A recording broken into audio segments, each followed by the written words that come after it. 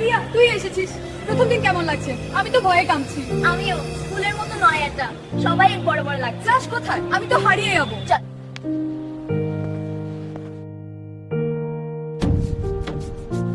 আজকের টপিক হলো ইতিহাসের গুরুত্ব। কেউ বলতে পারো কেন আমরা ইতিহাস পড়ি?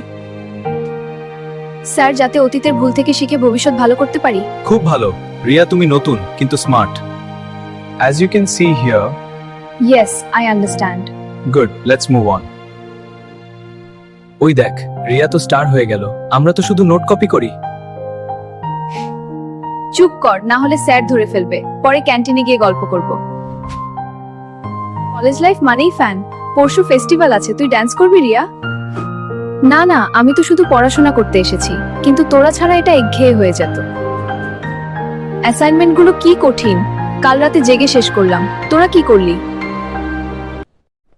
আমি কপি করলাম। কিন্তু রিয়া, তুই তো সিরিয়াস। ভবিষ্যতে কি করবি?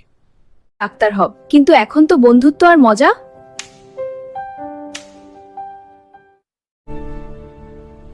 রিয়া, পরীক্ষা শুরু হয়ে যাবে, তুই প্রস্তুত? না রে, সারা রাত পড়েছি। কলেজ লাইফ এত চাপের। চিন্তা করিস না, আমরা একসাথে পাস করবই। ঠিক বলেছিস, এই জীবনটা শেখায় স্বাধীনতা, দায়িত্ব আর বন্ধুত্ব। চল যাই।